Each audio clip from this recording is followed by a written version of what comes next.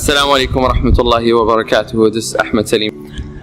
When Rasoolullah ﷺ one day after praying zuhr salah, he takes a sahabi with him, Abu Hurairah, and he tells him, let's go for a walk. The sahabi, he goes with Rasulullah ﷺ and they go out all the way to the village or the community, the suburbs of the Jewish tribes.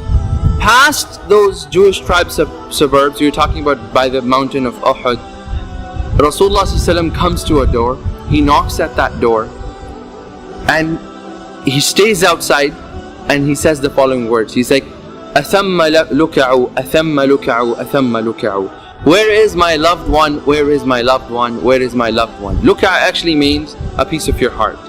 And then Rasulullah ﷺ sits with Abu Hurairah outside of the house. Now Abu Hurairah is seeing all of this, and it's quite strange that Rasulullah has walked this far, knocks at the house, didn't even enter and just ask for somebody. Then what happens is, moments later, Hassan radiallahu anh, he jumps out of the house and he sees his grandfather in front and he starts running towards Rasulullah sallallahu alaihi wasallam. At that point, Rasulullah sallallahu alaihi wasallam recognizes that his height is a little bit higher than the child coming, so he lowers his body down onto the floor so that he could be at the level of Hassan, and he opens his arms and Hassan radiallahu anh, he jumps into a hug of Nabi sallallahu alaihi wasallam. Rasulullah sallallahu alaihi wasallam, he hugs him and he starts kissing him, smelling his hair. Abu Hurairah radiallahu anh, he's watching, and then Rasulullah says, and Ya Allah, I love him, so you love him, and love the one whoever loves him, meaning love the person who loves Hassan radiallahu. Now this is a very small story, short story. Most of you probably heard of this story, but what are some of the lessons for us in this story? First and foremost, think about the obedience that Abu Hurairah shows towards Rasulullah sallallahu alaihi wasallam, and this is the obedience of Sahaba radiallahu anhu. That on an extremely hot day, Rasulullah tells Abu Hurairah, let's go, and he doesn't even tell him where we're going. And Abu Hurairah turns to Rasulullah sallallahu alaihi wasallam and he says, Ya Rasulullah, can you tell me where are we going? What's the plan? Have you ever been in a car when you're lost and both of you are lost and you're driving and you have absolutely no idea where you're going, you're looking for a restaurant, and then one of you eventually says, stop, let's make a decision of where we have to eat first, so that so it kind of gets to your nerves. But then you see Abu Hurairah radiallahu anh, he kind of walked almost 7 to 8 kilometers from Masjid al-Nabawi all the way to the area we're talking about. That's a good 7-8 kilometer walk on an extremely hot day, right at the zenith, right when the sun is on your head.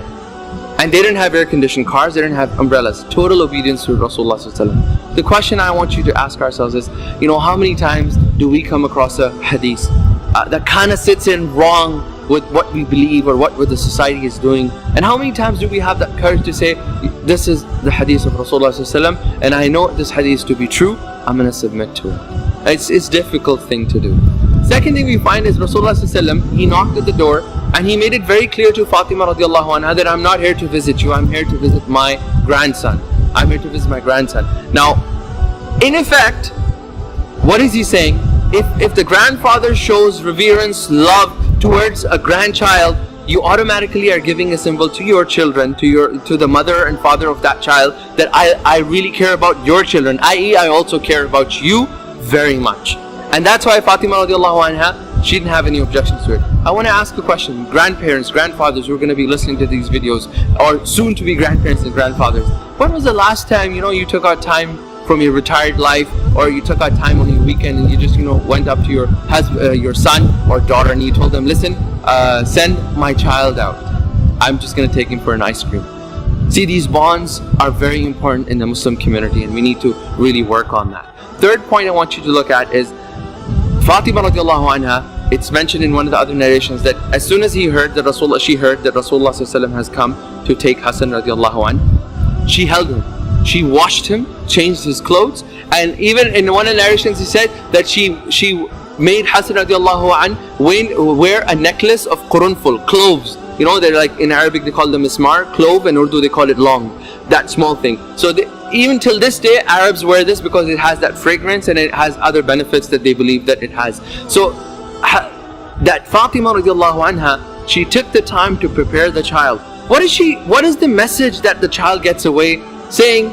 That, listen, I'm about to meet my grandfather, and the mother's like, wait, you gotta get ready for him. It's your grandfather. You gotta show respect to him. See, oftentimes we think, oh, our child is not respecting us. Respect is not something you can feed into the child. You need to be that role model as parents, that you are respecting your parents, i.e. your children will also learn that respect from you. But if you're not doing that, then don't expect that your child is going to respect you. Next lesson. Rasoolullah, he looks up and he makes that dua that I love Hassan radiallahu anhu. And at that point, Abu Hurairah, he says, by Allah, from that day on, there has been no one that is more beloved to me in my eyes after Rasulullah than Hassan radiallahu anhu. And that should be the case for us. All this, the fitna that is around Hassan and Hussein and stuff like that, we need to realize that they were Ahlul Bayt, grandsons of Nabi Sallallahu Alaihi Wasallam, and we really need to love them. Hopefully, we all benefited with this. This is Ahmed Saleem signing off. Subhanakallahumma wa bihamdika. Ashhadu an la ilaha illa anta astaghfiruka wa atubu ilayk.